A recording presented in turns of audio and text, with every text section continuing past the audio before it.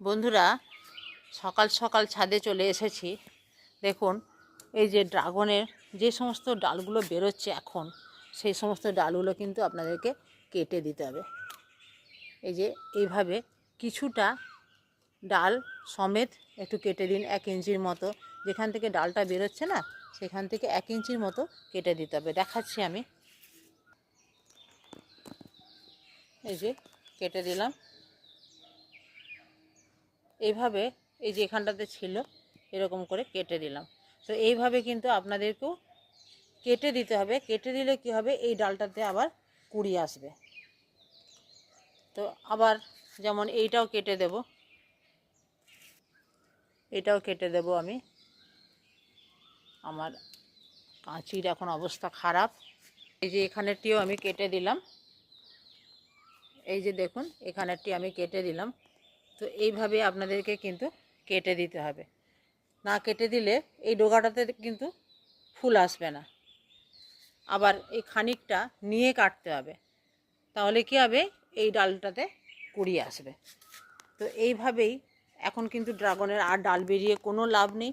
এইভাবেই আপনারা করুন, তাহলে ড্রাগনের ফুল আসা এবারে শুরু হয়ে যাবে। যার জন্য ডালপালায় অযথা শক্তি ক্ষয় করিয়ে লাভ নেই।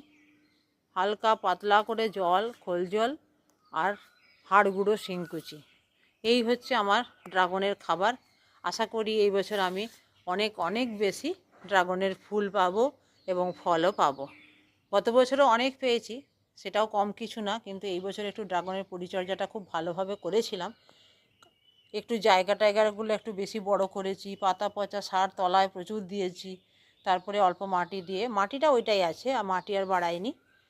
আর শুকনো পাতা পচা, সবজি পচা, এগুলো প্রচুর দিয়েছি।